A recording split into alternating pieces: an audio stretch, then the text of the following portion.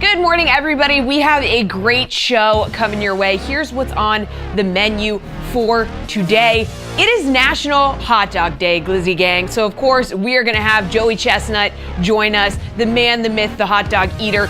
Plus, Andy Staples going to join us live from SEC Media Day. We're going to talk the Post-Saban era in the SEC. And then major stories. Okay, the Open tees off tomorrow across the pond. We'll check in on all the storylines because the boys are getting snippy.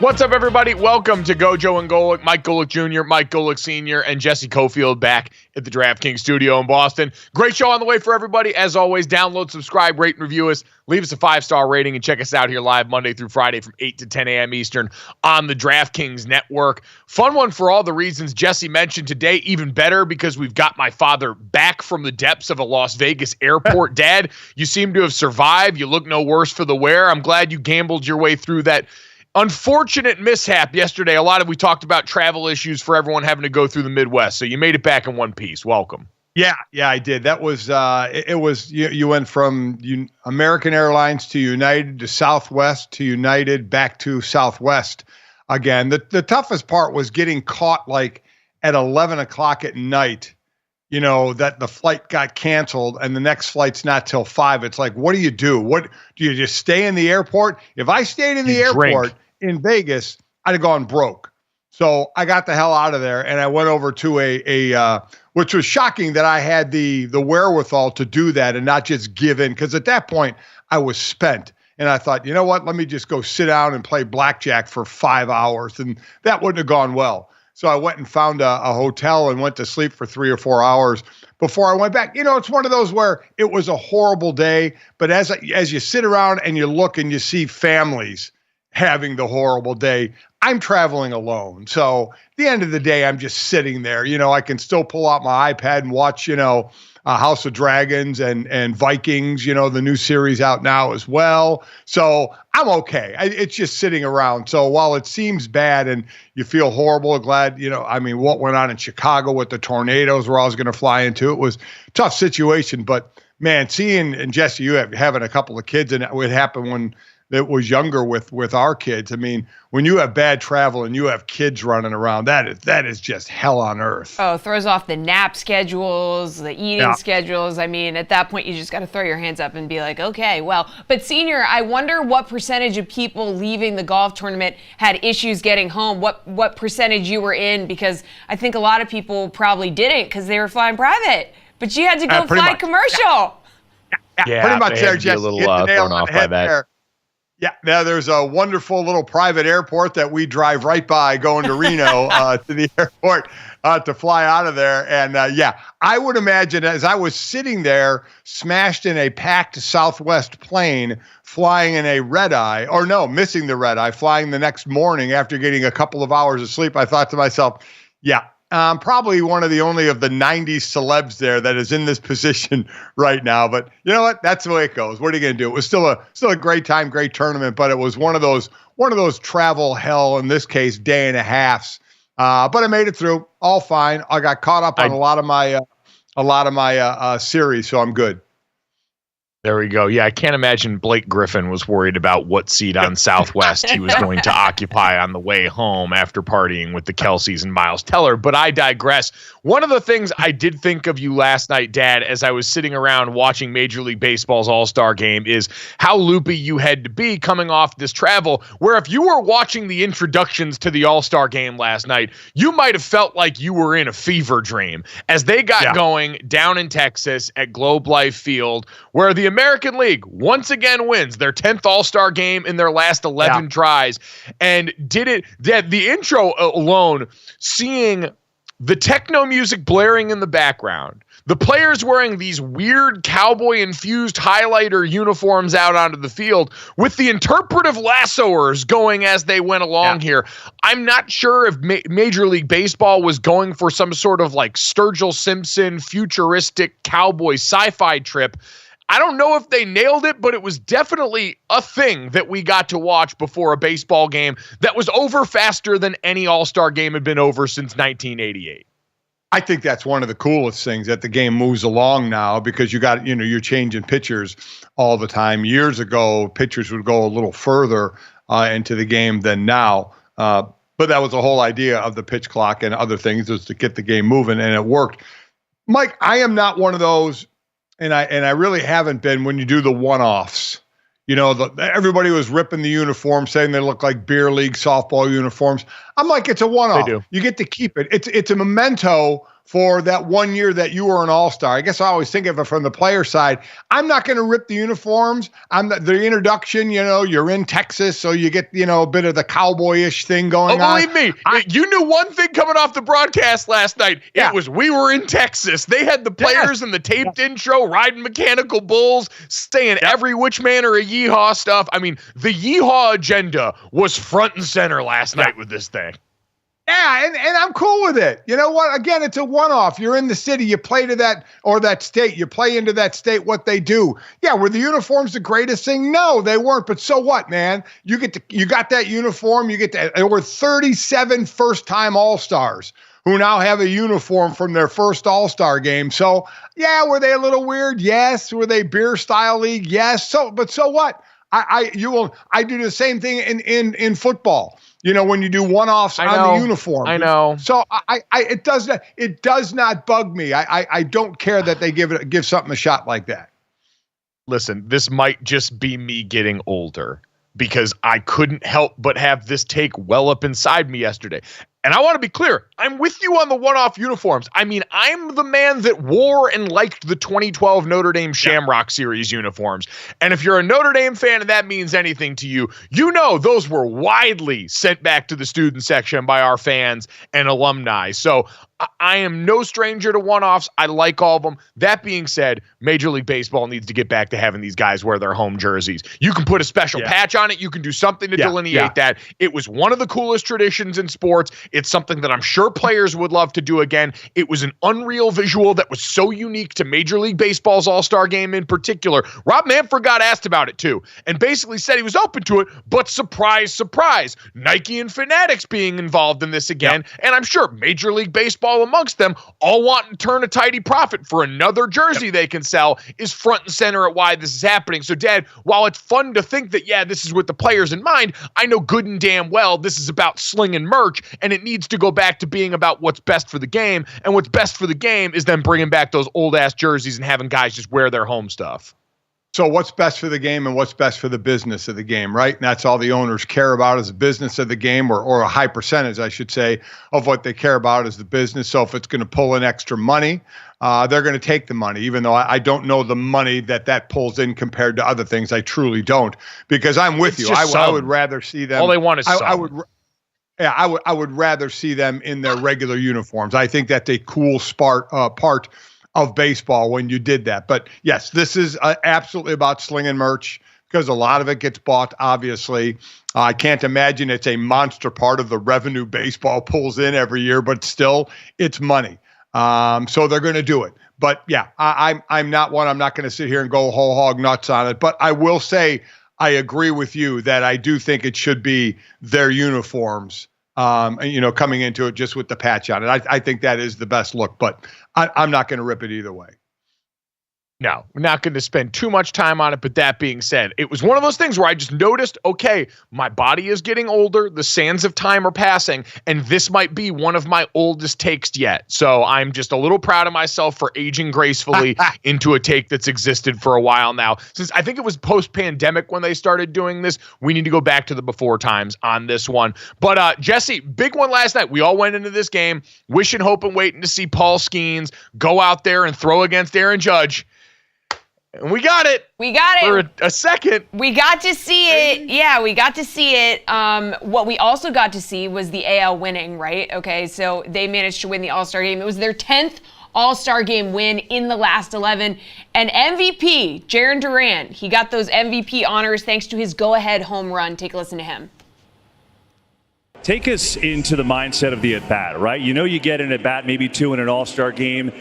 What's your approach going to the plate, and when you connected, what are you thinking watching it go? I mean, I know he throws really hard, so I was like, all right, I'm hoping he throws me a fastball first pitch so I can see how hard it is. And then he just gave me a pitch to put a good swing on, and that's probably the first pitch I've ever pimped in my life. And I was just trying to soak it all in, but it was a surreal moment. So Jarren Duran MVP, that was cool to see. Like you said, we got to see Paul Skeens and Aaron Judge, and that was pretty wild. It was kind of felt like we got all the things. Yeah, and it was cool. It felt like we got to see all the things that we wanted to see, but didn't you still kind of want a little bit more? Oh, we got one pitch. Well, that's better than what we thought we were going to get. We thought we might not even get one pitch. I don't know if it barely qualifies as better. Like, honestly, this is wild for baseball. Okay, this was as exciting as it gets. Juan understood the assignment. As far as I'm concerned, he's the MVP of that game, because he went, once he understood he wasn't going to go yard early in that at bat, he worked the count. He made sure that his teammate was going to get up there, because he knew this is an exhibition. The next at bat is, you know what? There is something to be said. Juan Soto is a certified stud. He is an absolute superstar with a multi-million-dollar smile who's going to get even more money even sooner, but right now plays in pinstripes on a great team and all that stuff. And he had the humility in this game to understand he was not the draw. And then we get up there, and it's the old South Park line, and it's gone. Where Skeens gets out of there, failed to record a strikeout, but threw 5 of his 16 pitches over 100. He got 4 whiffs. He looked great out there the way we expected. But, Dad, I was hoping for at least 2 pitches, maybe even 3, for God's sake, in the at-bat. Listen, I get it. And everything you said is true. Skeens retired the first 2 batters, so the only way we were going to get the Judge matchup was Soto getting on base. And he said he was trying to take the young kid yard, but as soon as he got 2 strikes on him, he knew, the situation changed, and he worked a walk beautifully. I think it was a 7-pitch walk. He worked it really well. On one of those, the ball 4 was inside, and he kind of turned like it was close to him, and that's one you just kind of hope the ump isn't going to ring you up. Because it was kind of close to the inside corner, and he didn't. So he walks, And yeah, the most drama was Judge walking up there and Skeen standing on the mound and them just showing, them, back and forth, back and forth. And then you get one pitch. What are you going to do? If it's a hittable pitch on that first pitch, Judge is going to swing at it. You don't think he was trying to take that kid yard? He sure was. So yeah, we got let down a little bit on that at bat. But, for a lot of the people talking about should Skeens be the starter. He was the first rookie starter since Hideo Nomo in 95 for the Dodgers. And the difference there is Nomo was 26 years old and had played for a number of years professionally in Japan, where Skeens is 22 and coming out of college. So a little bit of a difference there. But he showed he belonged. So that was impressive. And a real quick note, how about the kid Mason Miller? We're talking about Skeens throwing 5 of his pitches over 100 miles an hour. Mason Miller threw a pitch 104 miles an hour.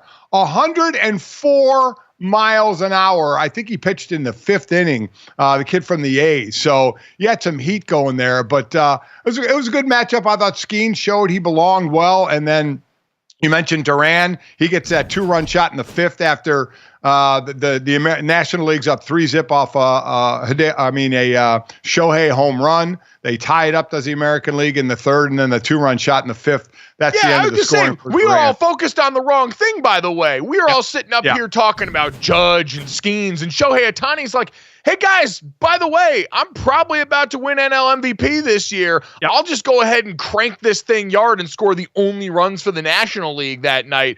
I was glad to see our large Japanese son Shohei go out there and beat the hell out of a baseball on the big-time stage of the All-Star game. So he got what we absolutely deserve. You know what? He actually delivered on the promise that we wanted there. The Judge Skeens at bat was a total letdown. I'm sorry. I was excited for it like everybody else, and then it came and went like a fart, and I was all of a sudden left just sitting there wanting for more. It was a fart. That bat was a fart. All right. My God. Yeah. Yes. Was it a bit of a letdown? Yes, it was for that big matchup there. But, people got to see Jarren Duran a little bit, right? One of the, as I mentioned, first-time 37th, first-time All-Stars. Here's a guy who was drafted, in the 7th round in 2018. It's only his 2nd year as an everyday starter. So this is, we all want the stars to do their things. We look for the matchups, but these are nice stories as well when a kid steps up in a big moment and comes through. Did you see his jacket on the red carpet, too? He had the anthem inside. Obviously, it didn't say anthem. It said the other thing that I can't say. And he kept getting asked about it, and he was like, I just decided to take the fine. Just going to do it, show it off. Wow. Yeah. Good for him. He just wanted to rep it and walk the carpet, and he kept opening up his jacket. I was like, there's another fine right there. You that rich. Yeah.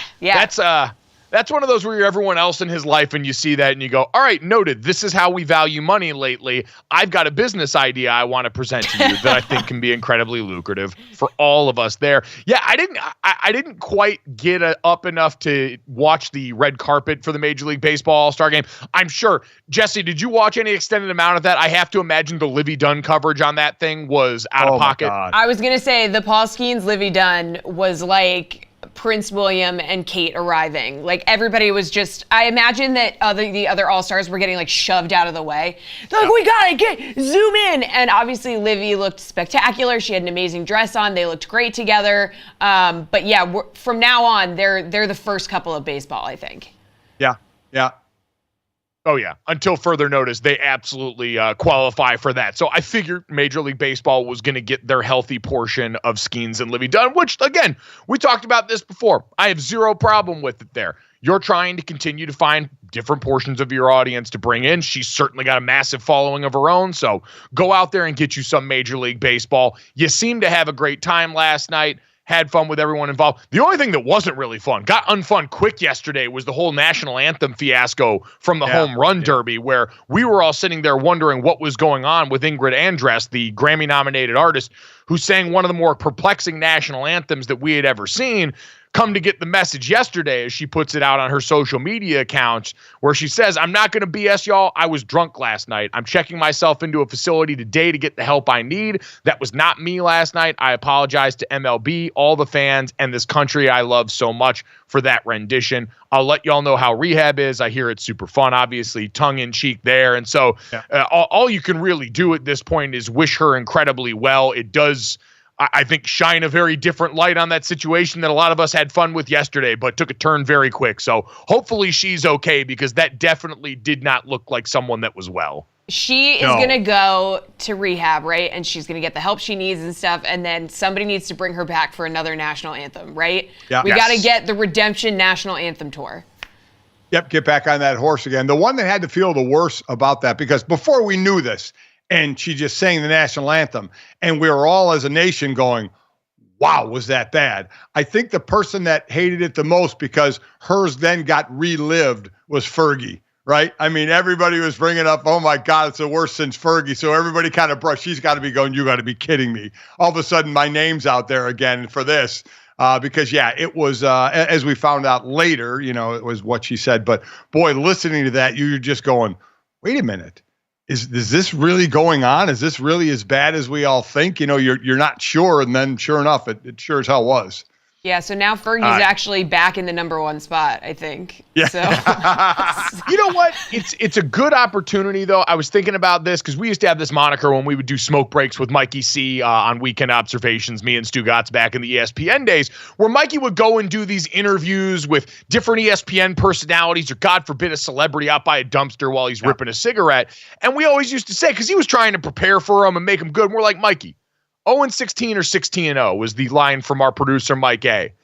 0-16 or 16-0. There's no interesting in being 8-8.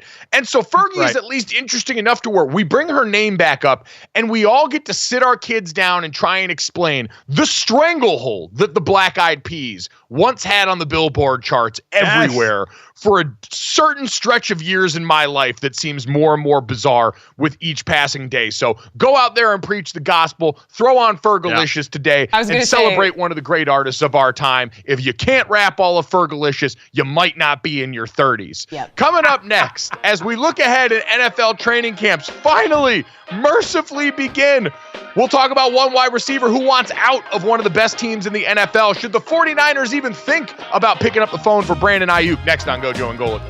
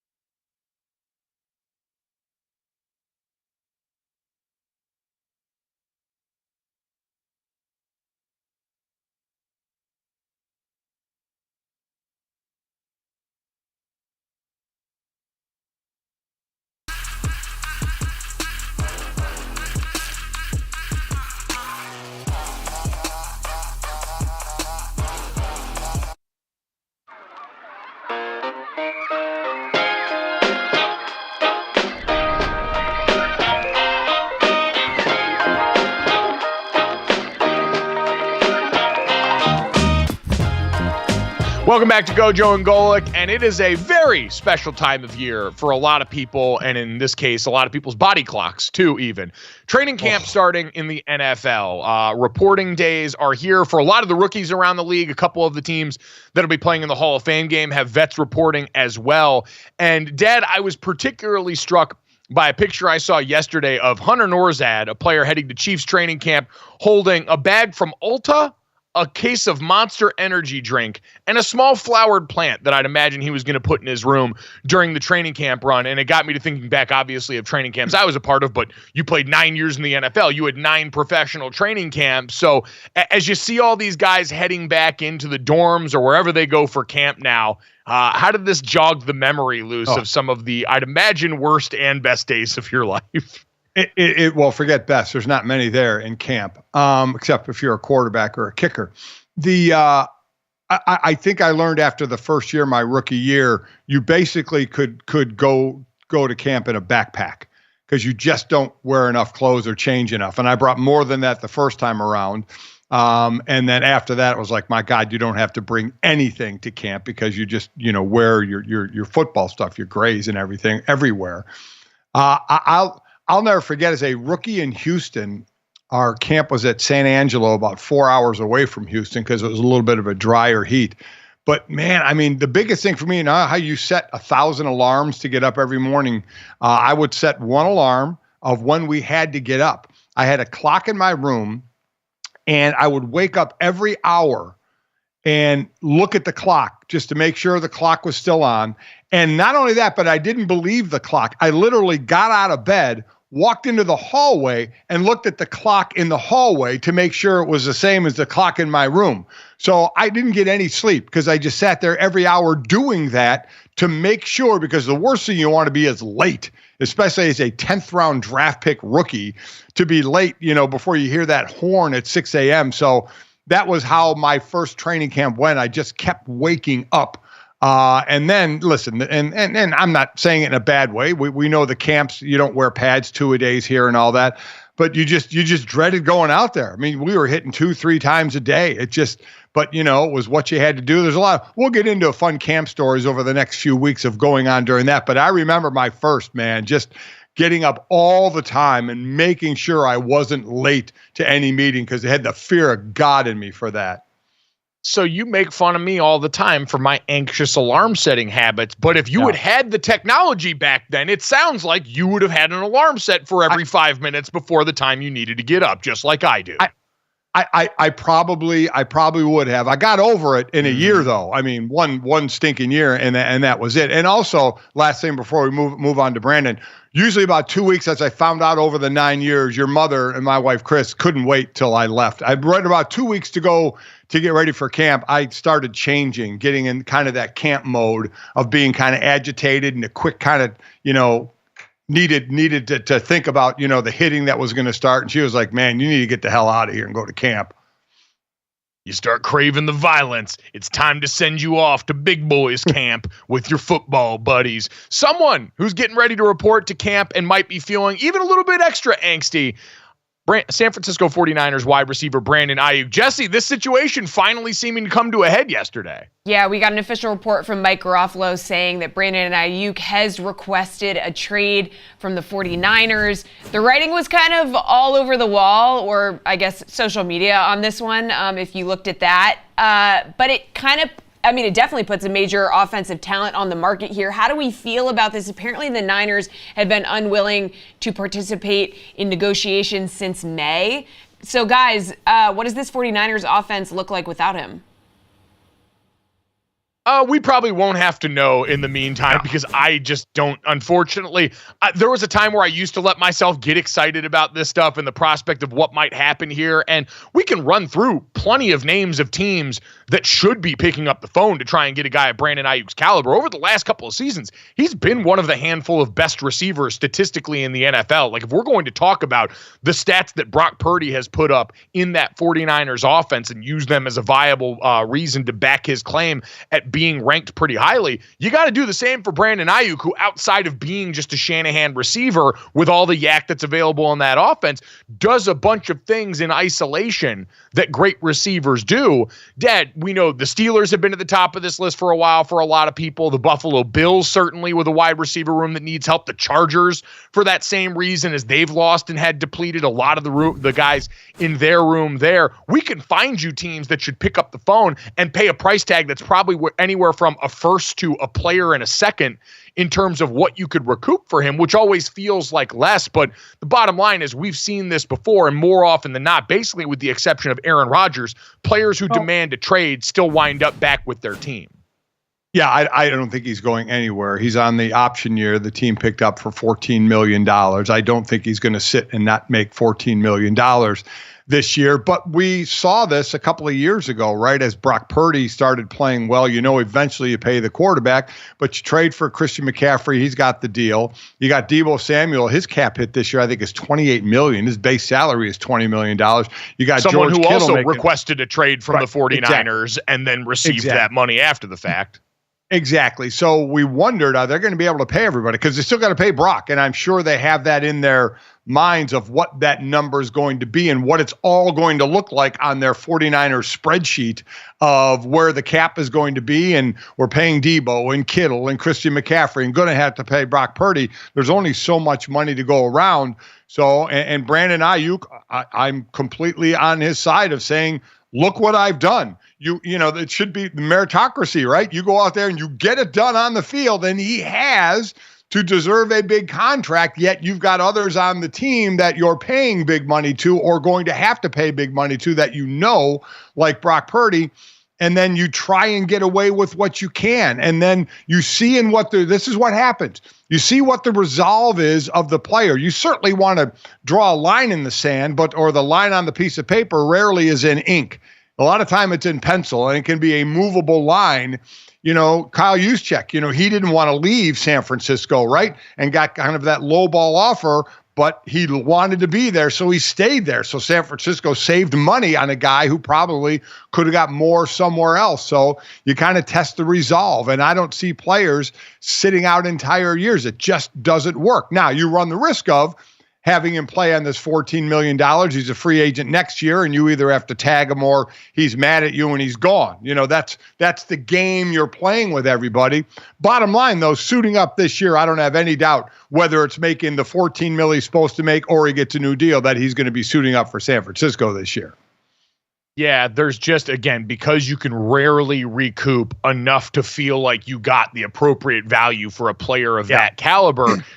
It just doesn't behoove teams to play along with what these players, even as much noise as they make. And remember, Brandon Aiyuk, we saw him on, FaceTime with Jaden Daniels in Washington talking about they don't want me and all these things that he's done. He's played the game that a player who wants a new deal that doesn't feel like they're being justly compensated.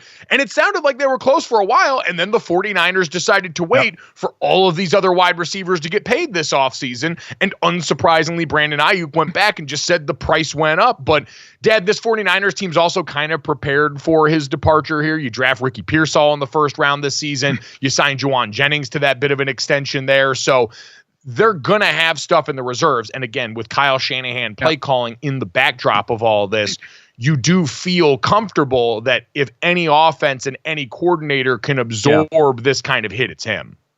Yeah, I would agree with that. So we'll see how it goes. Again, you throw, as I mentioned, George Kittle, but tight ends aren't costing you a lot. I think his cap hit is like $12 million. So tight ends don't really cost you a ton at this point, though I think we're seeing their levels go up. But I'm with you. This offense can withstand a decent amount because they've had so many riches. We talk about the deepest offensive talent pool in the NFL, and you start with San Francisco, right?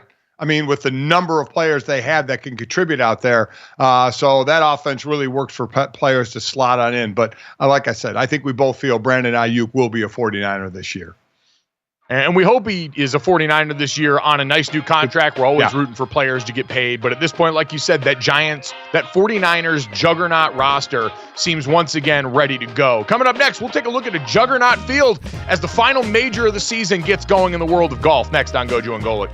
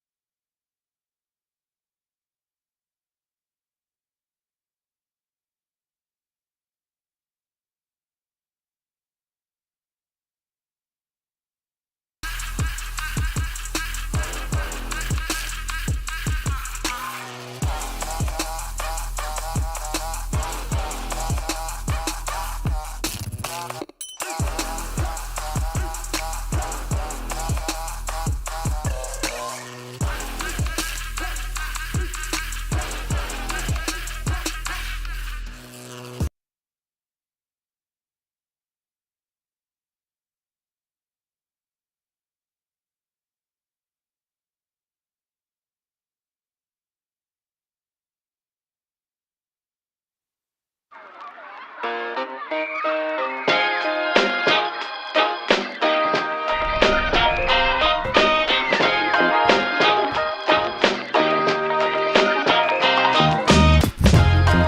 back to GoJo and Golic. The Open Championship, golf's final major, getting started tomorrow at Royal Troon. And Dad, listen, there's a lot to get excited about for this tournament here. We love the major fields. It's been incredibly competitive so far this season.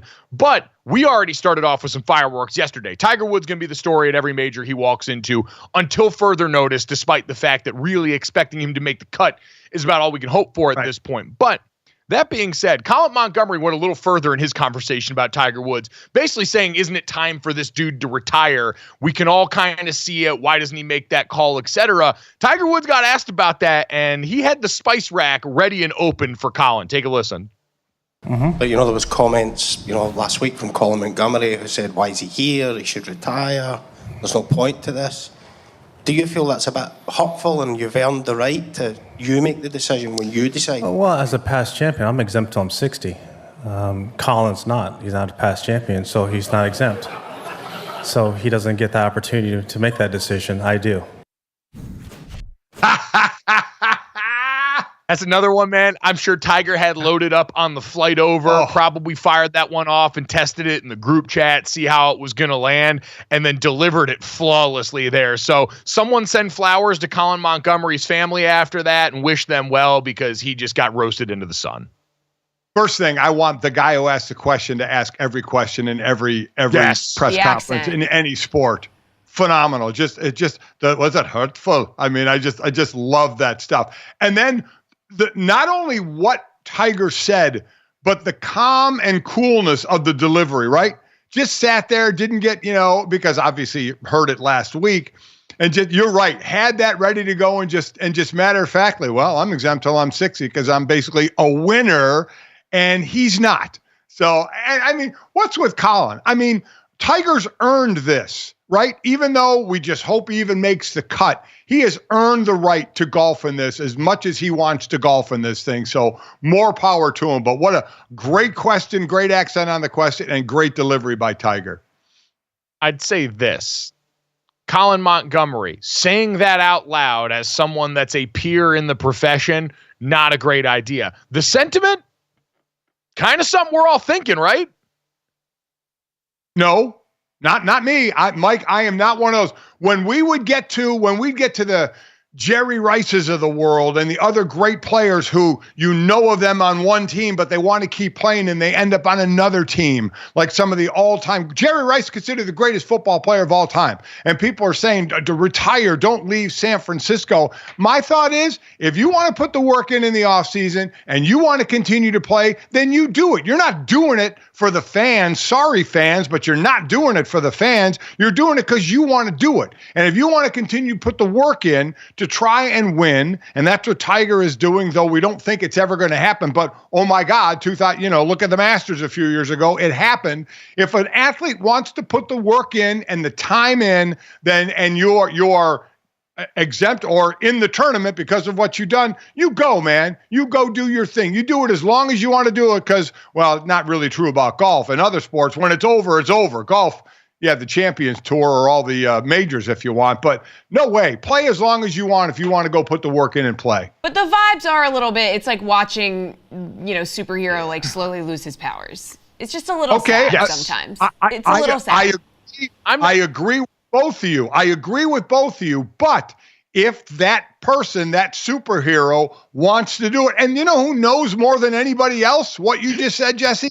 The superhero. Tiger knows this. Every time he doesn't make a cut, he understands that. But if he wants to put himself through it and go play and go do his thing, man, I am all for it. I know, but hear what you're saying. It's a little bit like, if you want to go out there and embarrass yourself, then you do it. I'm just saying, it's like a train wreck sometimes. It's a little hard to watch, and you want to remember the person as they once were. Well, I think it's even less the memory and more just seeing the physical pain that he seems to constantly be in so many of these rounds and wondering when his body is just going to go through that. But it's right. Dad Dad is absolutely correct, and this is the case with all athletes. This is what happens when your body is your currency, and the weapon that you use to earn is you're allowed to grind it into the dirt if you want to. And at least in this case with golf, we know it's not quite as severe as any of the contact sports that we normally talk about. That being said, Tiger Woods is plus 20,000 on the DraftKings Sportsbook to win this thing. Again, the only bets you should be looking at for Tiger Woods are if he's going to make the cut or not, which we can certainly talk about. But Jesse, we know one of the biggest stories this week is going to be Rory McIlroy. After one of the last times we saw him, took a 3-week break, came back and finished 4th at the Scottish Open, and is rolling in frosty to an event where he is the second favorite, or he is the second best betting odds right behind Scottie Scheffler to actually go win this thing. Yeah, a win for Rory McIlroy would be huge after that miss at Pinehurst. And he actually was talking about how a recent trip to New York helped him put it all in perspective. The joy in the small things of life, I think, is really important. And I think that's going there especially is a good reset, just in terms of seeing everyone living their lives and the hustle and the bustle. And, honestly, no one gives a if I missed a putt at Pinehurst. It's a nice perspective to keep. But yeah, just to go and get lost in a big city like that and just be one of the herd, sort of going about your day. It's for me anyway, it's a nice feeling. All right. Can I just say, Rory McIlroy, there's no way that he just walked around New York and no one noticed who Rory McIlroy was. And I don't want to be a jerk, but if you saw Rory McIlroy and you're a sportsing person, I'm sure one of the first thing you thought was, man, I remember that putt he missed at Pinehurst. Like, I don't think anyone forgot, brother. And I understand you're on your healing journey right now. I want that for you. I hope you feel better going into the Open, all that good stuff. But I think this is more inside his own head than in his real life. He changed his phone number after Pinehurst because he literally ghosted Tiger. Yeah. Tiger Woods tried to text him and console him, and he ghosted him. Wrong number. Who this? Yeah. He didn't ghost him. I'll get into that in a second. First off, Mike, I'll say, you're walking the street to New York, I bet more often than not, people didn't have any idea who he was. We get this sense because we're in the sport that everybody knows about sports, and they don't. People are shocked every year when there's 50 million people that watch the Super Bowl, and there's hundreds of millions of people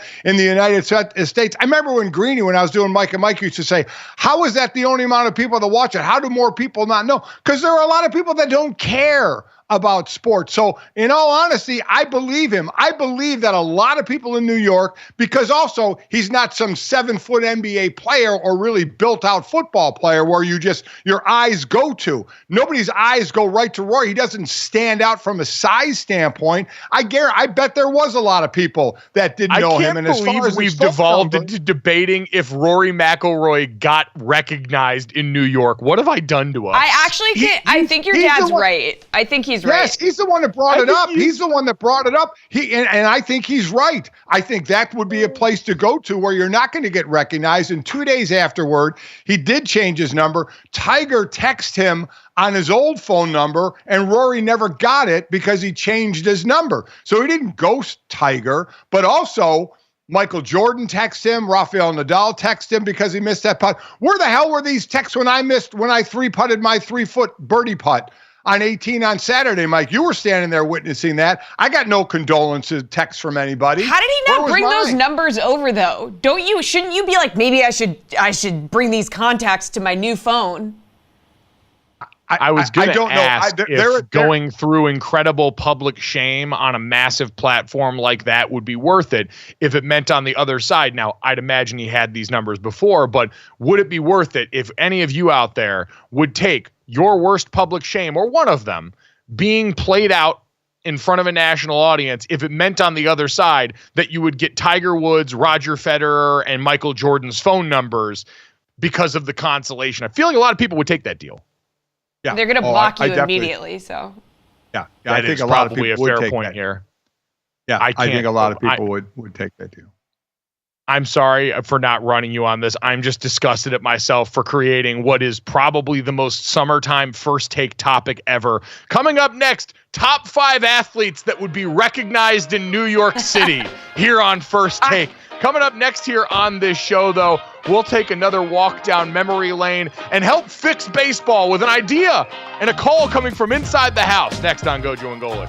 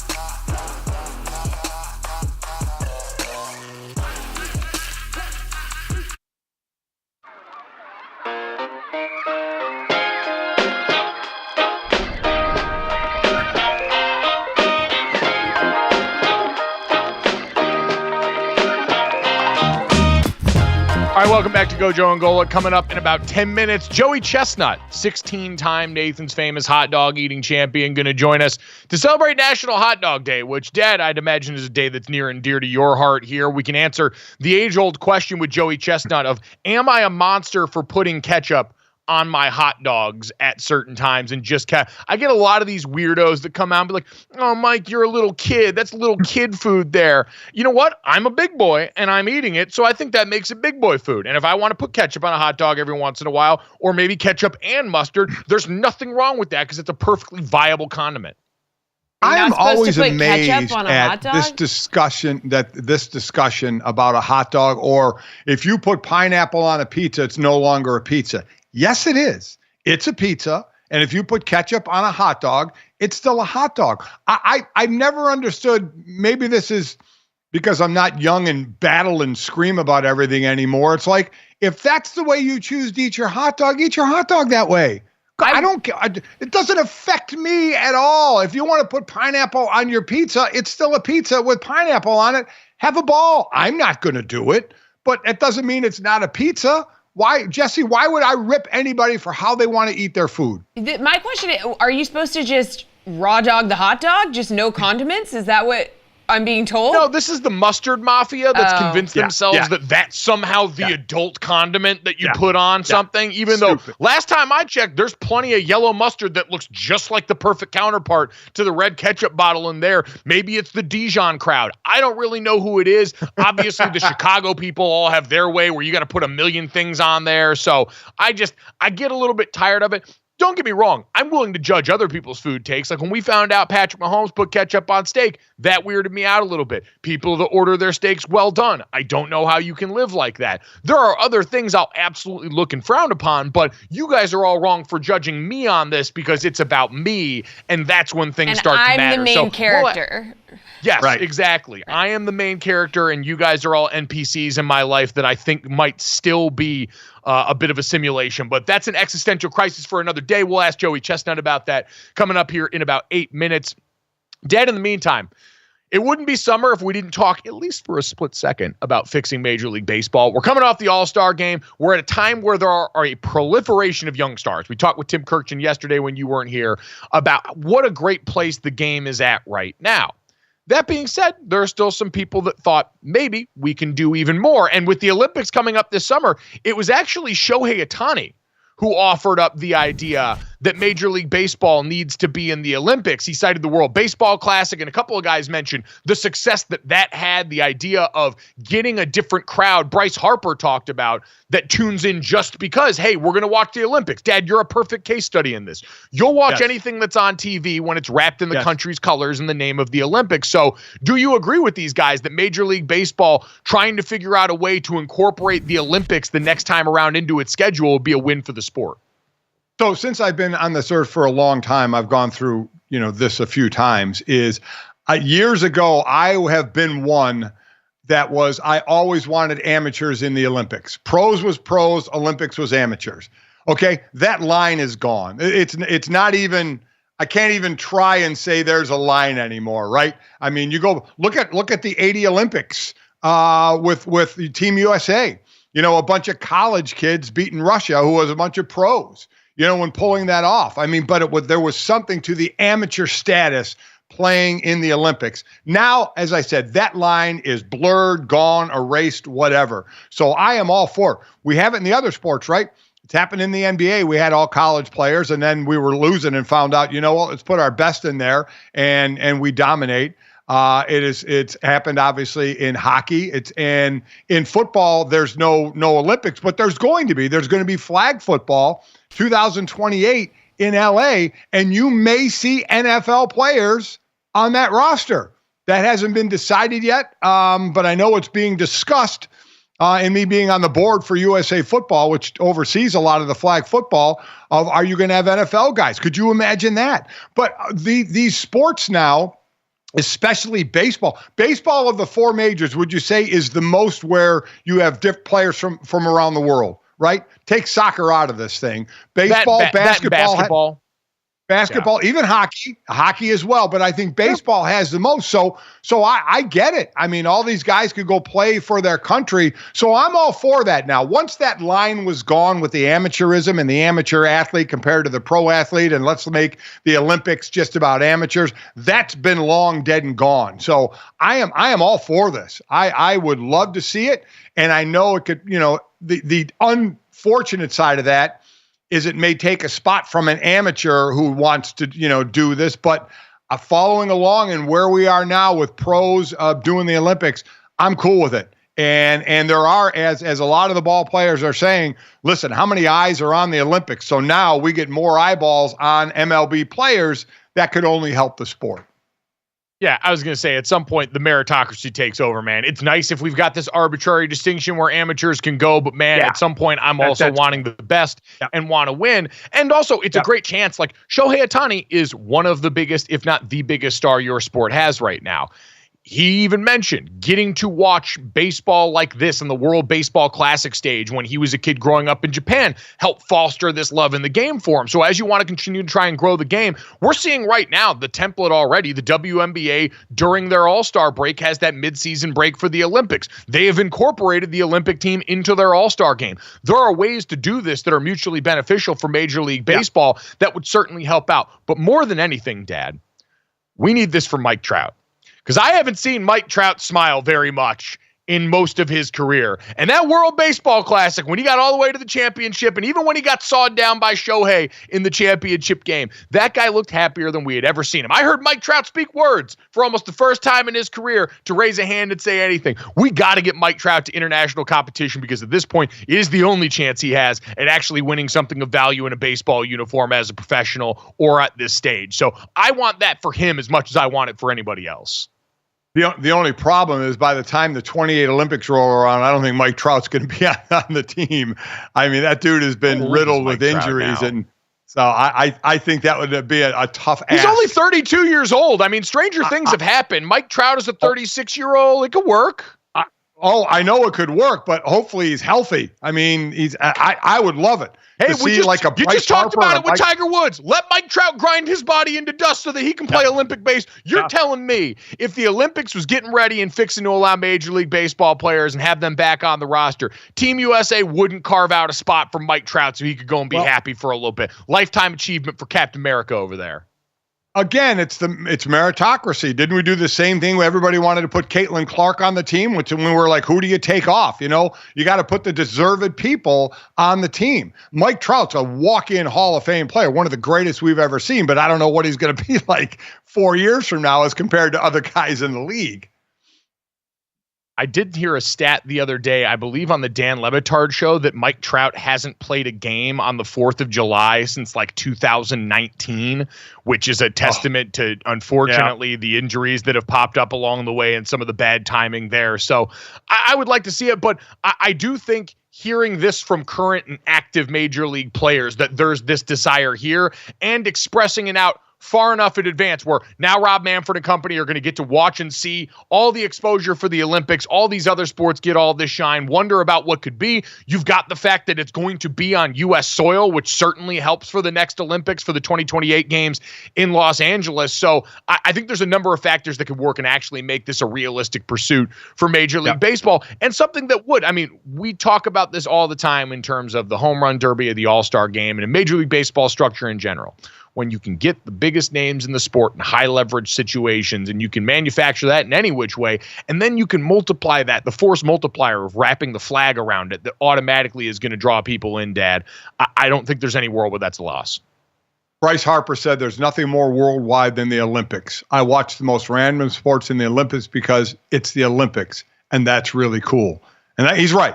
It's the Olympics. And I do think from a worldwide standpoint, baseball has the most players worldwide. So I do the most, I think. All the other sports do as well. I think it would be great to do, and I think it could get done. Hopefully it does get done, but we mentioned playing on the 4th of July, which seems like a fitting intro. So coming up next, we'll talk about a man who has dominated the 4th of July for my adult lifetime on what it was like to not be on Coney Island this year. Next.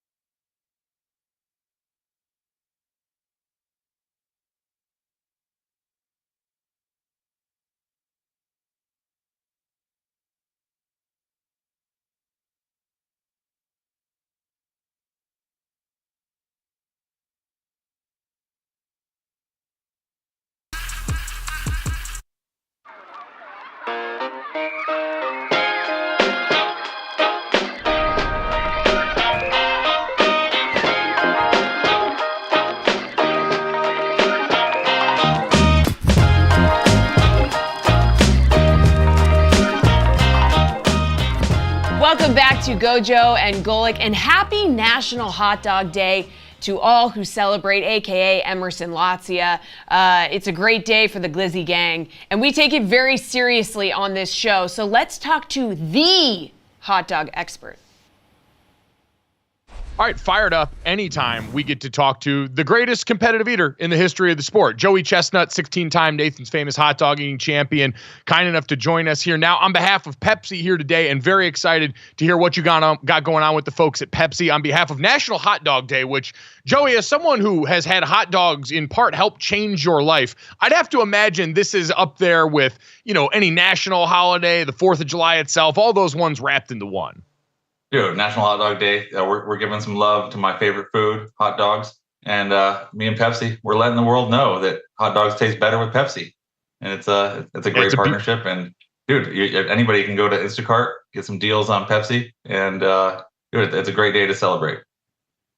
It is a beautiful day, and like you said, a winning combination there. I'm curious, Joey, all the people are going to want to know, as a man who has, I'd say, consumed more hot dogs than probably most of the rest of the civilian population combined, what is the best way or your ideal way to dress a hot dog when you're not eating them for competition, when you're just enjoying one on an off day? All right. I get some trouble for this because, I get cravings. It's not like I'm not married to one style of hot dog. I come home to one woman. But a hot dog, I get cravings for. I can put raw onions and mustard on. Sometimes I'll wrap the hog in bacon and have cheese. I even put kimchi on a hot dog, like Korean style. Oh,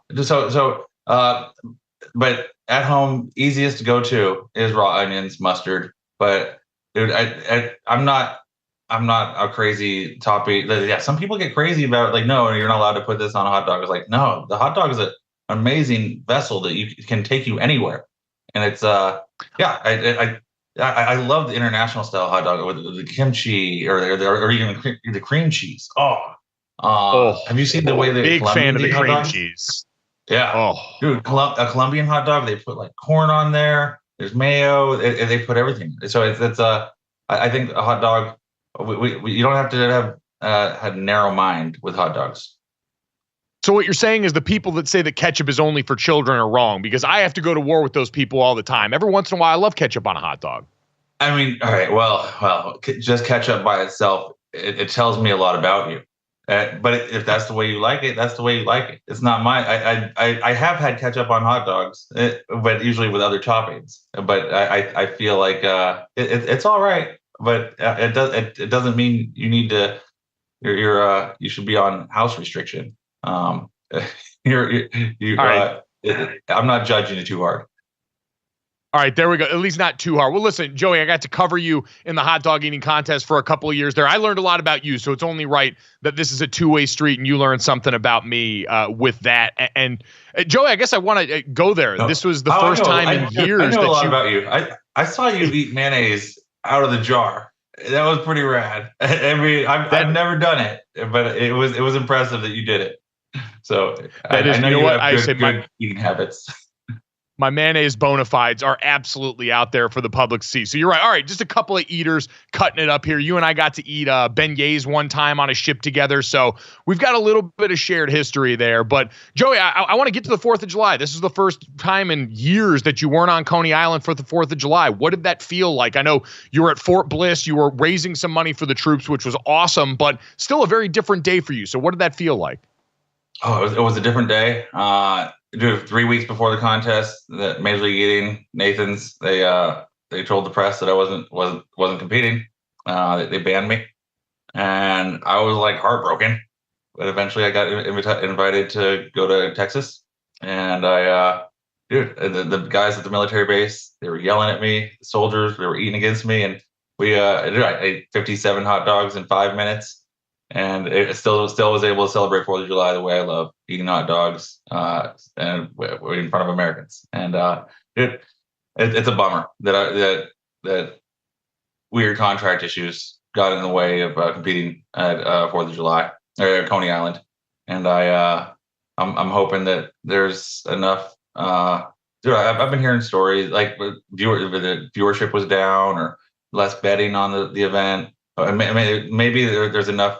And even me, I got some hate mail for not being there. So I think Nathan's, Major League Eating, me, we all can maybe go back to the table and try to figure it out. But we'll see. But no matter what, on the 4th of July next year, I'm going to be eating hot dogs. We'll be celebrating 4th of July. Just a matter of where. Was there anything you heard in the noise and the headlines about you not competing in the hot dog contest on the 4th of July that you heard and really had a problem with or wanted to dispel as not true? Oh my God. There was a couple things. Like the way my relationship with Impossible was being portrayed. Like, oh, he's turning vegan. And I was like, no, guys, I literally have to eat on a green diet or a plant-based diet after these contests because I eat so much meat. I eat clean afterwards so I can get back to my normal weight.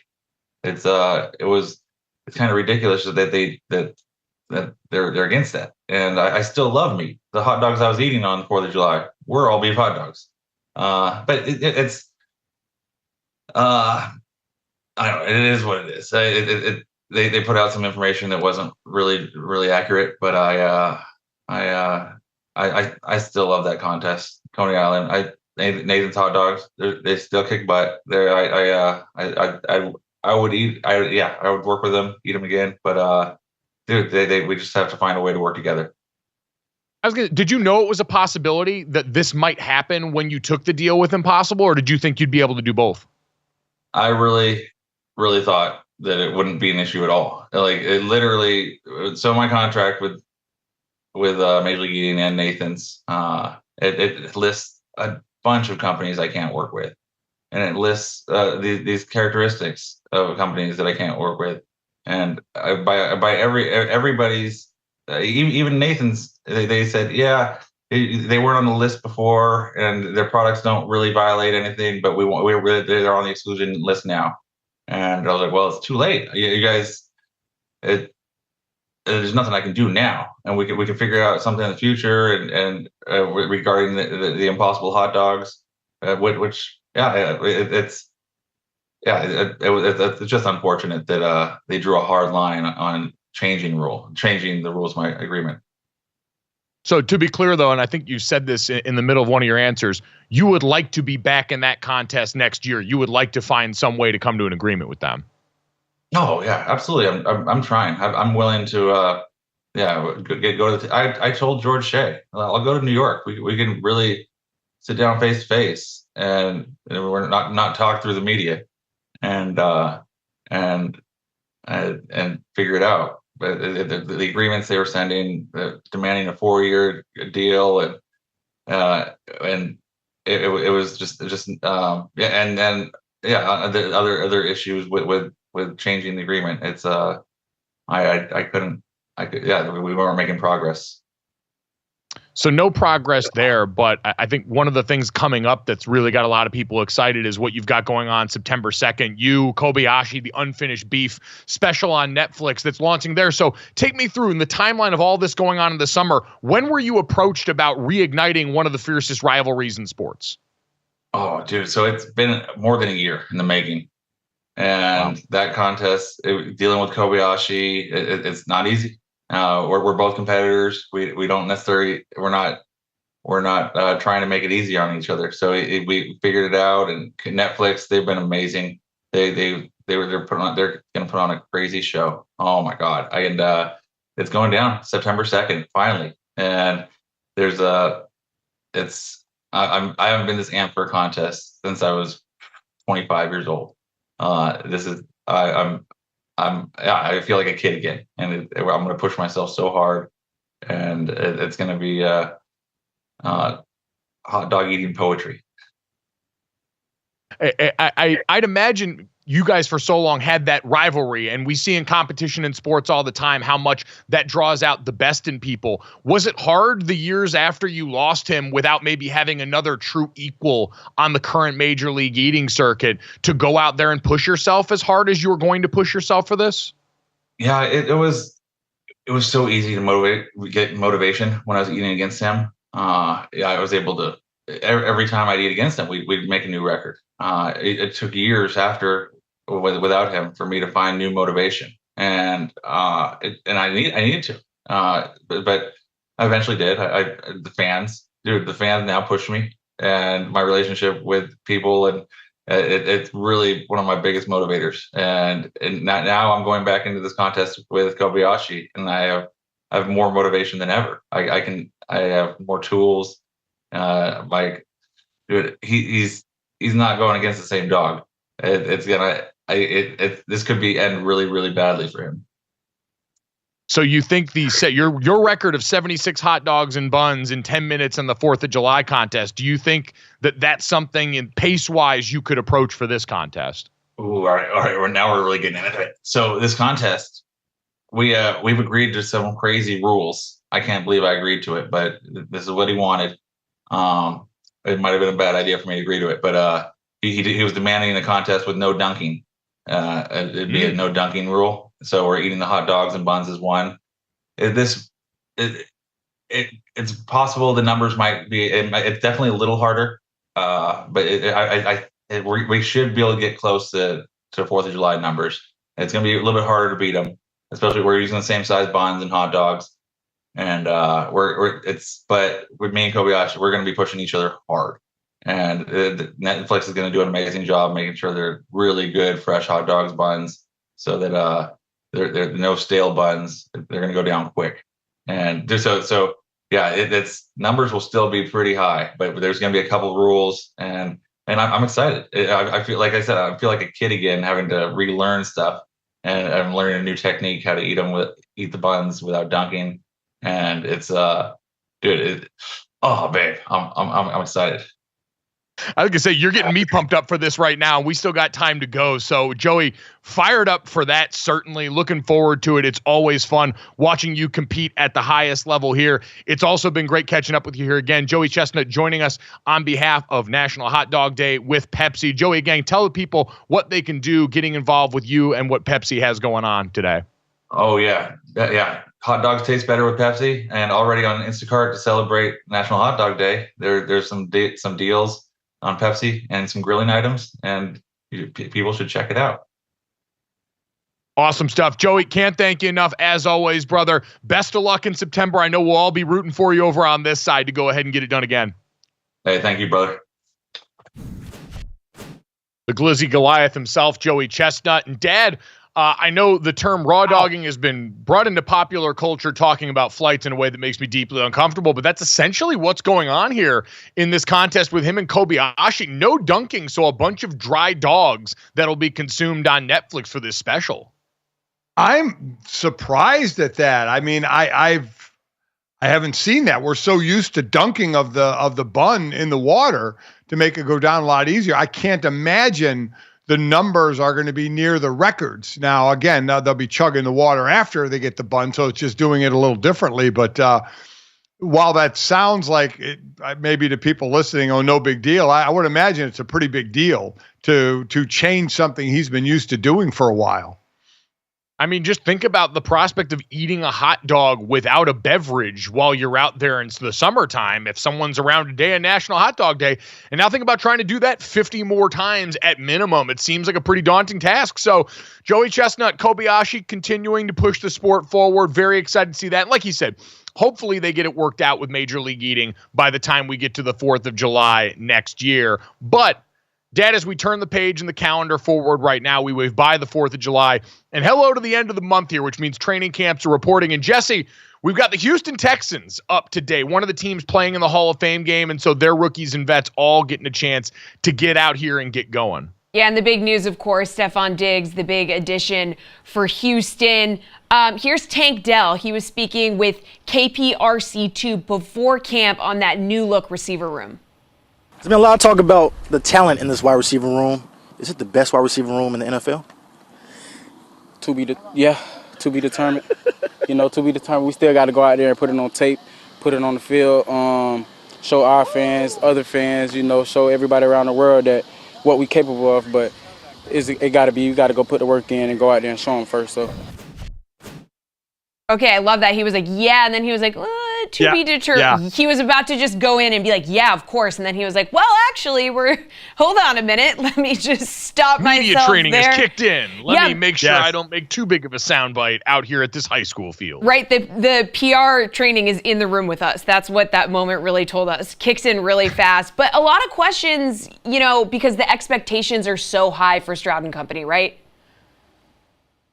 Oh, yeah, absolutely. Going into the season and coming off of one of, Dad, the better rookie performances that we've ever seen from a player. C.J. Stroud and company have their work cut out for them here. You look at the odds for this upcoming season, they're down at the 8th best odds to win the Super Bowl. We know certainly within their division, everyone's going to have them favored. So as you look at this team, Dad, heading into 2024, obviously we'll do full division previews next week, like Jesse mentioned, and take a look at that more in depth. But walking into the door right now, what are you most curious about this Texans team and what they've got to do to match last year's energy? Their running game. I mean, they had no running game last year. So they get Joe Mixon. So how much does that help? Now, they could have a devastating passing game because getting Diggs and with Nico Collins and Tank Dell. And I'm glad he caught himself. We're in a day and age of everybody saying, yes, we're the best. Yes, we're the greatest. Yes, to all that he caught himself and said, we actually have to prove it on the field. But to me, it's the running game, and they did well last year without it. My God, they averaged under 4 yards a carry. I think 3.7 yards a carry. They were basically dead last in a lot of different aspects of the running game. So how much can that help them if they can get a running game going? That's right out of the gate, one of the first things I'm looking for. It would be the thing that makes CJ Stroud's life more easy too. And going into his second year, I don't have a lot of concerns for that quarterback in terms of his development because he's already shown us so much as a rookie. But according to our friends over at FTN, Aaron Schatz and the Football Almanac over there, which everyone should check out and get. Aaron will be on the show at some point to preview that. And to your point about the running game, Dad, DVOA is their efficiency metric that measures a lot of different things relative to the context of the game. They were 32nd, 31st, and 30th in the last 3 years in rushing DVOA were the Houston Texans. Now, Joe Mixon alone's not going to fix all that. They moved Juice Scruggs over to center this year. They drafted Blake Fisher out of Notre Dame early in the draft. And so they've got some bodies they could potentially insert into that situation, but they also need to stay healthy. Injury at that group certainly undermined what they were able to do as far as continuity in an area where they need it there, because running and stopping the run seemed to be the areas for the Houston Texans that were concerns. But still, that ended up being a playoff team and one that now has a quarterback that's going to be talked about legitimately in the MVP conversation this year. So if they can shore up those areas, Dad, certainly it starts with winning your division in the AFC South that most people look at them as the front runners as, but in a crowded AFC picture up top that includes certainly the Baltimore Ravens, the Chiefs until further notice, the Bengals getting Joe Burrow back, this Houston Texans team doesn't feel like it's far off 1 year removed from being a total laughingstock around the league coming off the Deshaun Watson fiasco. Agreed. They, middle of the pack total defense from a statistical standpoint, lower third against the pass. They did have 46 sacks. Grenard led the way there. Will Anderson, I think, had 7, doing a nice job at that edge rushing spot. So I like the direction the defense had been going. They got to shore up against the pass a little bit better. But, and then you look at that division, right? I mean, we all thought it was Jacksonville. That was it. We weren't sure what the Colts were going to do with Anthony Richardson, and then he gets hurt, so we still don't know, but we know they have the biggest quarterback room in all the NFL with Richardson and Joe Flacco. And so we're just not sure of the other teams in that division. I think that's what helps Houston as well. They played well, but they're by no means in the toughest division in all of football. So that helps them as well. I'll be interested to see everybody looking for Bryce Young and what he can do in his second year because it was a bad first year. CJ Stroud has a great year. Can he continue that? All signs point to yes, but we'll see. Hold your horses there, division preview guy. We got that coming up next week. In the meantime, though, coming up now, why don't we head back to college? SEC Media Days raging on. We'll talk to Andy Staples live from down there in the conference that just means more about expansion and the upcoming season. Next on GoJo and Golic.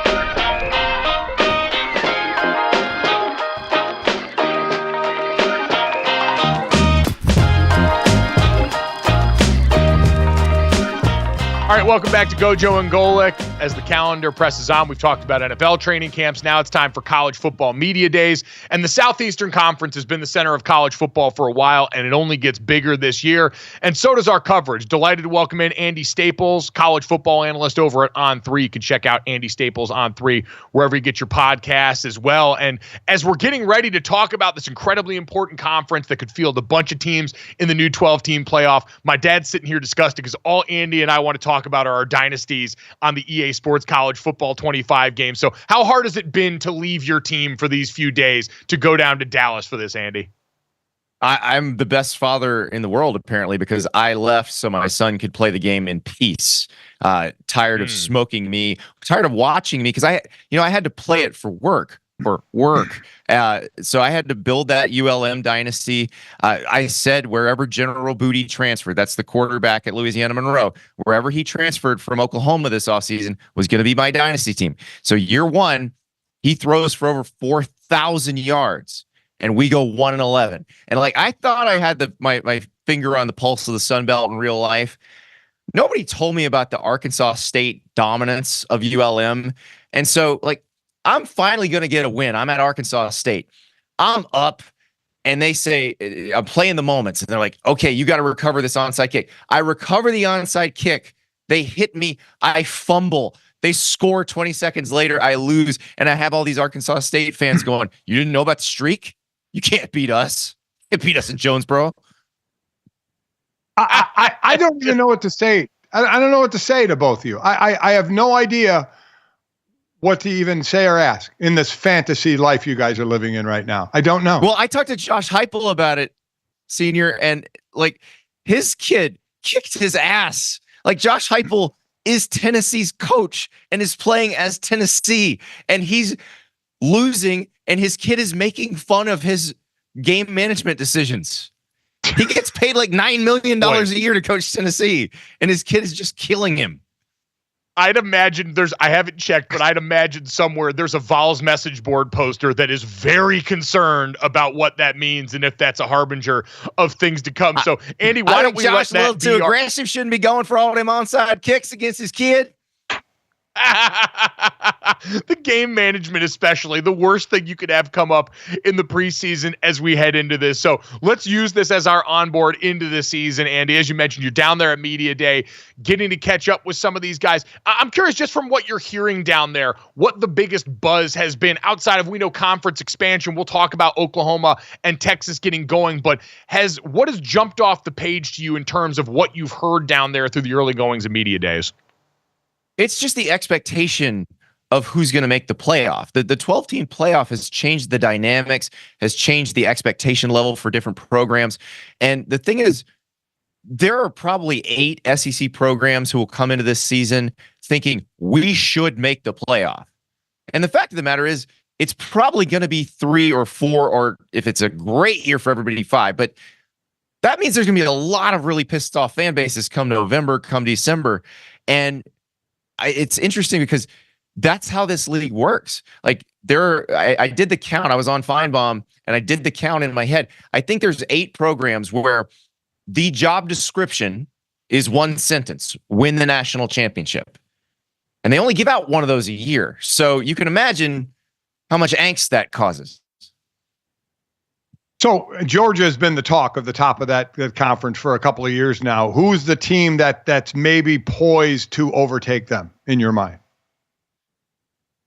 Watch out for Alabama. It's crazy that we have to say that, but I thought, and I for years, I wrote these mailbag columns in the offseason, and every year I get the question. I get it pretty much every week. I would only answer it once a year because I was like, guys, I don't know when this is going to happen. But it was, what will the SEC look like after Nick Saban retires? And the thought was always, well, Alabama's not going to be this dominant anymore. You don't have to worry about them just lording it over everybody every season. Guys, I'm telling you right now, Alabama's going to be great this year. Kalen DeBoer inherited a lot from Nick Saban, and Kalen DeBoer is an incredible head coach. We watched him take Washington to the national championship game last year. He's got so much more to work with at Alabama, and he had a great team at Washington. It really is wild to think about people discounting Alabama, but you're right. This is the uncertainty that happens when that change finally occurred. And I think it's made some people feel like there might be an opening, at least in theory. Texas and Oklahoma both make their way into the conference this year. How do those teams, we've seen some bristling at the notion from Nick Saban and others that they would come in right away and compete at the highest level. But how poised do you think either of these programs are to make a splash, maybe like we saw from Texas A&M and Missouri early on when they joined? I think they're both poised to do it. Oklahoma, this is not a great year to have to retool your offensive line. You know, if they were coming in last year when they had Tyler Guyton and Walter Rouse starting at offensive tackle, I think that would have been a better situation for them. But that's a kind of a temporary thing. That's a cyclical thing that you're going to have to deal with every once in a while. Oklahoma is one of the most recession-proof programs in the sport. They basically had one down period, and it was the mid to late 90s. And they've been good ever since, and good all the years before that. So I don't worry about Oklahoma long-term. Texas has been more inconsistent. They just happen to hit the SEC where they've got the roster now to really compete in the SEC. And I think Steve Sarkisian's done a good job since he got there of building up, especially on the line of scrimmage. Like that 2022 recruiting class was offensive line heavy. A lot of those guys are playing now. Like Kelvin Banks, their left tackle. Now, he was a day one starter, but he has grown into one of the best offensive tackles in the country. And Texas was not making those types of like first round draft prospects for a while. And now they are. You saw it on the D-line with Byron Murphy last year. Kelvin Banks going to be a first rounder this year. They have the roster to compete right away in the SEC. Now they have to prove they can handle the week to week. And I thought they took a big step last year when they won some of those games that they would have lost in Big 12 play. The difference is, if the team they're playing from the SEC is a little bit deeper, a little bit better, do they win that game? And they got to prove that this year. Interesting with Oklahoma and Brent Venables, that defense. He said it's been a little harder to build than he thought, and he's looking for this third year now to try and get that to be a tougher defense. Could certainly use that in the SEC. How about the rumor mill of a Florida State and Clemson who are very, on the ACC right now? What they're looking for is anybody going to be willing to take them down the road in another conference? Oh, I think somebody will. Remember, the Big Ten wasn't going to take Oregon and Washington, and they felt until Oregon and Washington were in the discount bin, and they're like, no, we'll definitely take you now. But Florida State and Clemson want out of the ACC. They're suing the ACC. The ACC is suing them back. I do think ultimately you're not going to try to go to a trial in one of the three states where those lawsuits have been filed. I think there's a non-zero chance that the ACC could lose that lawsuit and everybody just walks away. So I think eventually the ACC is going to have to come up with a number. And when that happens, then we're going to see what everybody actually wants. Now, I'm of the mind that the SEC doesn't really need Florida State or Clemson. The 16-team product they have right now is really good. If I were the Big Ten, I would be looking at my schedule and I'd be looking at the SEC schedule and I'd say their football product is better than ours. We need to sprinkle some more good football product through our schedule. Florida State and Clemson would fit that really well. They would make the Big Ten schedule much more competitive as a viewership product with the SEC.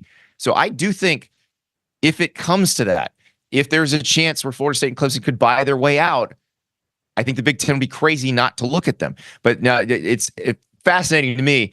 Big 12 has its media days. Shockingly, you get all this. Well, the Big 12 might be interested. Well, okay, sure. They're trying to get some private equity. You better have a big old pile of private equity cash to make it worth their while, because they're going to have to write big checks if it comes to that to get out of the ACC.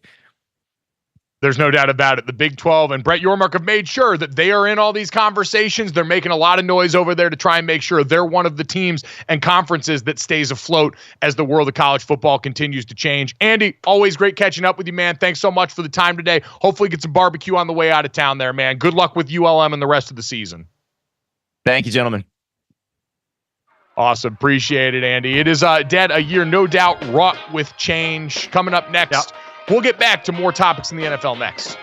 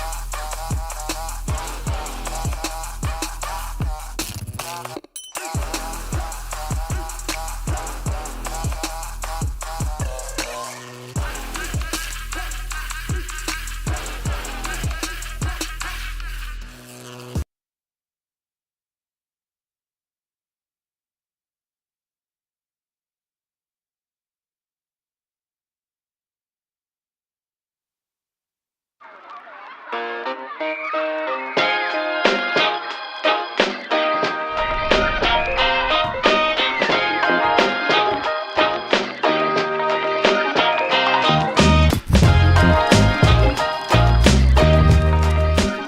back to GoJo and Golic. Jesse Cofield, Mike Golic Jr., Mike Golic Sr. And as we mentioned earlier, training camps are officially underway, so let's continue our best ball rankings. Now, as a reminder, okay, best ball, here's how it goes. 12-round snake draft. Just like regular season-long fantasy, the best parts of the draft, pick your squad and roll with it. Roster management, here's the deal. No drops, trades, or lineup switches. The top performers on your team get the points.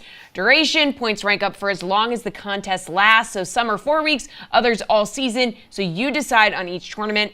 So let's hit the tight ends, guys, here. Basically receivers at this point, as we all know. So it can be important in best ball. Absolutely, Dad. The way we've seen so many modern offenses feature at this position, and quite frankly, the evolution of football since the early 2010s, where these guys have become a matchup nightmare in the middle of the field for so many teams. And check out some of these guys here. So we'll look at the top 5 for tight ends, Dad. I think for both of us, the best tight end, and this might get some dispute in fantasy because, listen, Travis Kelce is going to be 35 years old this fall. We've seen, I believe, his average depth of target drop every year so far recently, his yards after catch drop every year in the last few years. But this is still a guy that is the primary target of an offense with the best quarterback in the NFL, one of the best play callers in the NFL, and Andy Reid. He led tight ends last year with 51 receiving first downs and 65.6 yards per game. So he's still, I think, got gas left in the tank, and he's fueled by love right now. So I think Travis Kelce could be first off the board for a lot of people. I agree. I think he'll be. I mean, there are others with better stats from an average per catch to touchdowns. But again, I get, from the fantasy side of it to the real football side of it, and mixing those. It's tough to go beyond Kelce. There's still, I know Rashee Rice stepped up at the wide receiver position, but it's not like they're dominant there, though he played well. So you're still relying so much on Kelce, as you mentioned the stat there about first downs alone, to keep drives going and how important that is. So, he first off the board for me. Yeah, and I think for a while, so many teams have known, hey, the book on stopping the Chiefs is you've got to cut off the head of the snake. And while that's Mahomes certainly in the pass rush, in the passing game as a pass rusher, in the receiving game, it's been get hands on Travis Kelce and try and disrupt that relationship. And so I know some people point to, hey, if things with Hollywood Brown or Xavier Worthy that they drafted out of Texas hit, then that might be targets and touches taken away. I actually think it works to help Travis Kelce, Dad, where all of a sudden, if you've got a true viable, consistent, deep threat again, because Rashee Rice does a lot of things, but taking the top off the defense in the way that Worthy wasn't one of them. If all of that starts to happen again, that just seems like more space and fewer eyes on Travis Kelce on every given snap if all of a sudden you can establish those credible threats. So I think that could help him stay up top. The guy, it's interesting, Dad, to watch him push him. Sam Laporta for the Detroit Lions would be my second-ranked guy. Stormed out in a huge way. The most 86 catches, the most ever for a rookie tight end last season, and 10 touchdowns to lead all tight ends. He seems like we are just scratching the surface of a great player in an offense we know also as well for Ben Johnson in Detroit that's going to feature that position group heavily, that wants to work out of bigger personnel groups and is a huge part of that. Sam Laporta and what he does and all the weapons there, unsurprisingly, given his lineage in that tight end room, I think could be the second guy off the board. Oh, I think so. For the amount of times he gets in the end zone, as you mentioned, amongst the top tight ends, the top tight end with 10. So, I mean, that's obviously huge what he does. He's got great, obviously, height, great radius to catch the ball as well. I think he was 4th among targets right in that area amongst the tight ends. So became a real go-to guy once he proved himself. We saw a couple of guys, a guy we may mention too, and Dalton Kincaid from Buffalo, a couple of rookies that were able to come in. Now Kincaid got a little more of a chance because Knox got hurt, but really took advantage of it. But yeah, for Laporta and the way he gets in the end zone, number 2 on my board as well. I think we may start to differ though at number 3. Yeah, number 3 is where I take a little bit of a chance just because he's coming off a year with injury. Mark Andrews, the tight end for the Baltimore Ravens, who is the reason now the hip drop tackle was banned. Mark Andrews last year, in terms of receiving DVOA, on 3rd and 4th down, led all tight ends and was 4th in the NFL for players with at least 10 targets. That's in a season where, again, he missed the majority of time due to injury. He's been Lamar Jackson's favorite target for the longest time. I understand Isaiah Likely got to step up in a big way last year. It was huge for his development, for Zay Flowers' development in that offense last year, but he is still the bread and butter. Todd Monken, their offensive coordinator, well known for making use of tight ends in those personnel packages. And I think having him back healthy full time is going to mean those numbers are in the place that we've been accustomed to them seeing with him. Yeah, I would agree, but I'm going to lean now until, Andrews can give us that season, though, even though it happened on that hip drop and it's not around anymore. I'm going to go with George Kittle. George Kittle, while, having 65 receptions on 90 targets, did average almost 16 yards a catch. I mean, by far the most of the tight ends out there, and had 6 touchdowns as well on a team that we know has multiple talent in Aiyuk and Samuel and Christian McCaffrey, but Kittle is still getting his. And I know this has nothing to do with fantasy, but I'm putting it in there as far as real tight ends. The dude blocks.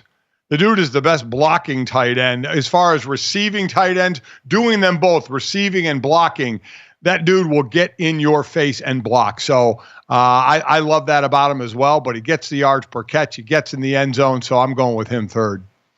I think in some ways that does matter, Dad, because with tight end especially, the options you can present to defense and all the ways that they can use you allow a coordinator to get even more creative. And so for Kyle Shanahan, who already has a million toys to use in that offense right now, George Kittle doesn't walk on the field and you immediately go, all right, passing threat, we're watching out for the pass right there. Because if you're worried about that, we've seen him send plenty of defensive ends and linebackers ass over tea kettle in the running game. That guy is the purest form of Iowa Hawkeye tight endery, and he's the second one on this list. So I'm with you. George Kittle, again, another guy getting up there on an offense with a lot of mouths to feed, but I think still the straw that stirs the drink on a team that's got a bunch of versatile weapons.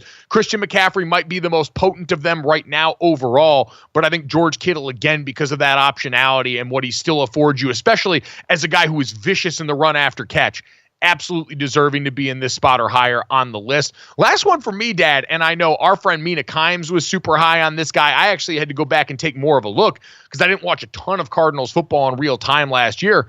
Trey McBride really popped last year, overwhelmingly led the Cardinals last year in a number of categories there. I believe he led the team in targets, receptions, and by almost a couple hundred yards in receiving yards with 825 last year. One drop on 108 targets. He was one of the few bright spots on a team that we knew was coming into the season without Kyler Murray at quarterback because of injury until further notice, was turning over a roster. Jonathan Gannon first year as a head coach, and they ended up being a tough out, and he really popped. So I think now Marvin Harrison Jr. also in that receiving room with him there to help take some of the heat off. Kyler Murray for a full season. This is a guy that could be really on a big-time upward trajectory. So again, your 4 was Kittle, my 4 was Andrew. We talked about both anyway. Mark Andrews was my 4. So my 5th is different than McBride. It's David Njoku from Cleveland. Now he had, I think he was 2nd in targets. Evan Ingram, who had 114 receptions, had the most targets, and I believe Njoku was next. Remember, they went through 4 quarterbacks there, and he kind of became that guy. He led the team last year in receptions with 81, had almost 11 yards a catch, and tied for 2nd in touchdowns. So hopefully they can have 1 quarterback, maybe 2 this year. Everybody hoping Deshaun Watson actually stays healthy there. They have Jameis Winston as the backup now.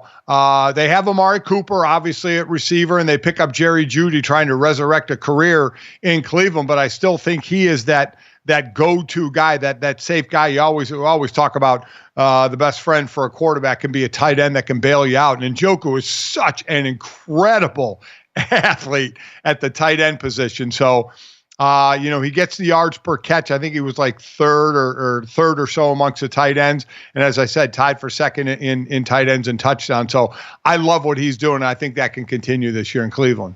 Got Tommy Reese over there helping out in the tight end room, a guy who as a coordinator has been want to use that position creatively. So exciting stuff there on the best ball front. Again, we have a best ball bonus going on today on DraftKings Sportsbook. You can opt in and enter the NFL Best Ball 15 million millionaire contest today, and you'll score $4 DK bonus in the process. So go on and check that out at the DraftKings Sportsbook and opt in there. Coming up next, let's finish off with this, that, and the third and get ready to feel very, very old to finish up GoJo and Golic.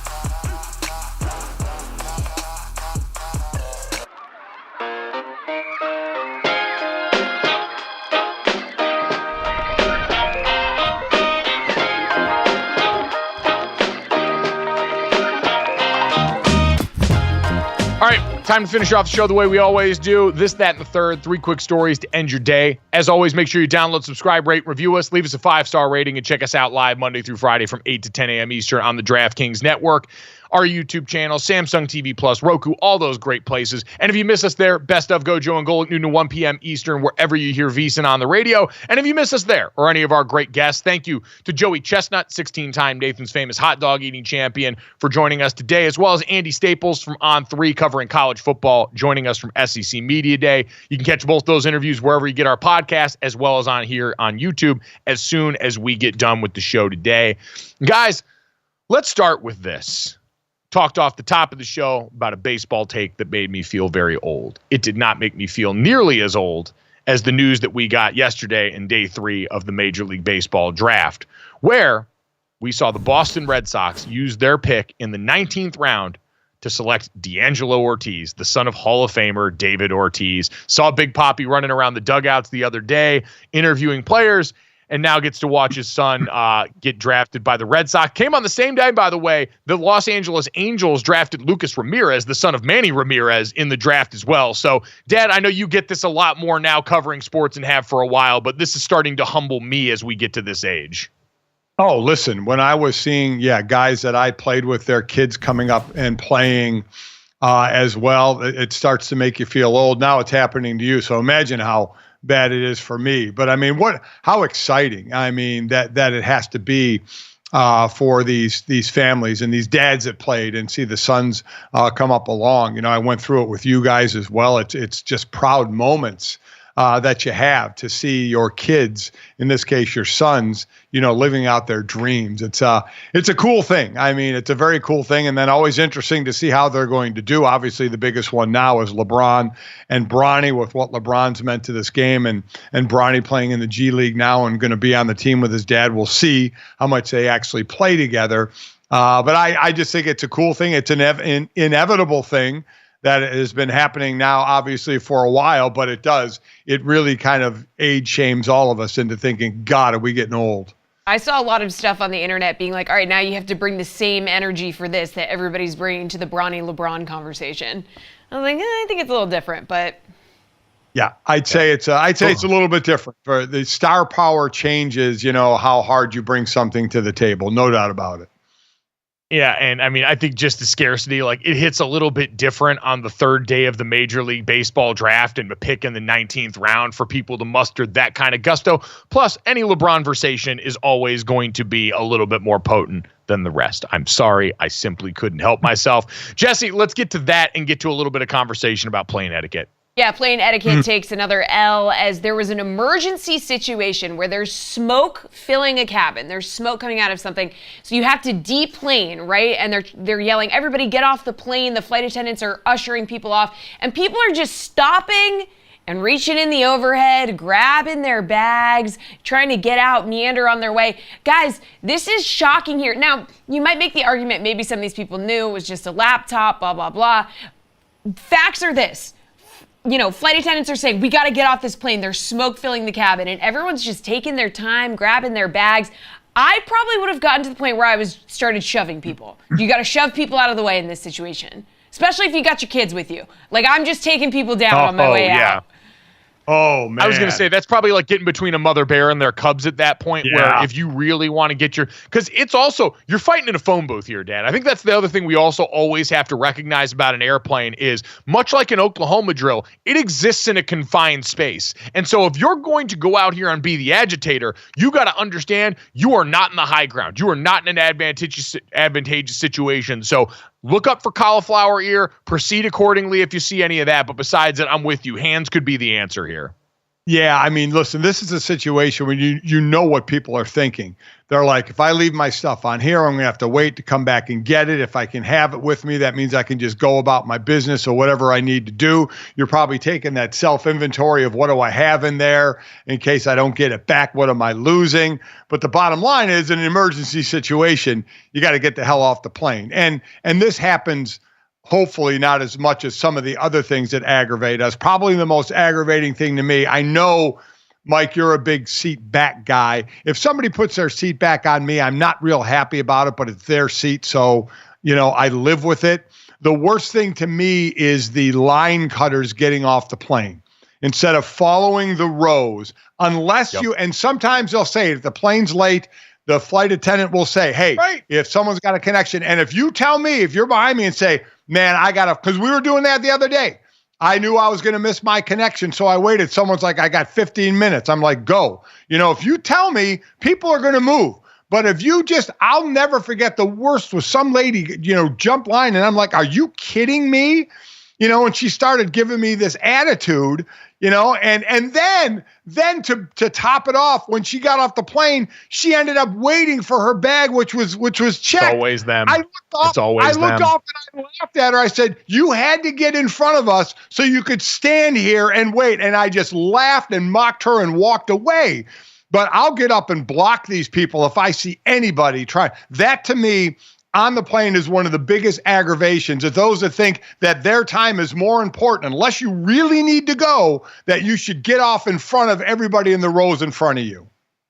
And I guess this is the cousin of that. This is the more extreme case of that, where these people have decided their time and their bag is more important than getting off the plane in an emergency situation. Because again, I understand it ended up being a laptop smoking in someone's bag. You see smoke coming out of the plane. It's like when they tell me, hey, we're delayed because there's a part that's malfunctioning with the plane. I'm like, all right, bet. I'll get mad about a lot of things delay-wise. Parting the plane's not one of them. I want the big metal tube to fly real high in the sky and do a real good job of that. And if you need that fun special part that I can't pronounce the name of to do it, my brothers and sisters in Christ, go ahead and fix that thing right up. So always unfortunate to see people display the selfishness that unfortunately seems on par with the airline experience right now, especially in this country. Jesse, let's move on to the third and finish this up with college football getting a little bit too real in the video game setting, as we've discussed already. Yeah, okay, so you're going to have to help us through this, Gojo. But basically, I'm seeing that in the road to glory mode of the game, there's a lot of really realistic stuff, including, they have included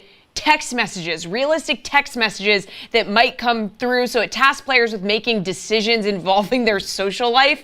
They can have an impact on personal stats and team chemistry, like deciding whether you should help out a teammate who needs to spend some time with the boys after breaking up with his girlfriend or asking for her number. So what? I'm seeing that you can like shoot your shot here. Somebody got blocked by a girl in CFB 25. I don't know what's going on. I don't either. Yeah. So, Dad, I haven't played Road to Glory mode yet, but essentially the background on this is Dynasty mode, you're playing as a coach. You can decide to start as an assistant coach or a head coach, and you play your career out that way. Road to Glory, you are a player. You decide as a recruit the things that matter to you. You go through the recruiting process of school, and then when you get there, yes, you have to make the decisions about whether you're going to skip a lift because you've got class, skip a class because you've got a lift, what to do. I've heard people saying that they're actually put in the situation where you are the roommate of the starting quarterback and he asks you to set an alarm and wake him up for a workout, and you have to decide whether or not you're going to wake up your teammate or scum him out so that he misses and you end up getting more reps in practice. So they have really gone through painstaking detail in all of this. Dad, all more reason why you're never going to play this game, because you don't even like doing text message stuff in real life, let alone having a video game text people. So I thought this whole story was something real. This is all fake in the game. I mean, this blows my mind that you spend time doing things that sound like they're in real life, but they're not. You know, the best thing about when I'm some of my free time is me and your mother get on the golf cart, put the dogs on the golf cart and go take them for a walk in real life and enjoy that, and not sit down at a console playing a game with all this fake stuff. And I thought all the stuff you were talking about was real. Wait, I'm sorry. It's fake. You're taking the dogs for a walk on the golf, like you're driving them for a walk? Well, yeah, we have to drive them to an area because Hank's older and can't walk, so we drive them and then walk them. Oh, I thought the driving was the walk. Okay, got it. No, I'm not that bad, Jesse.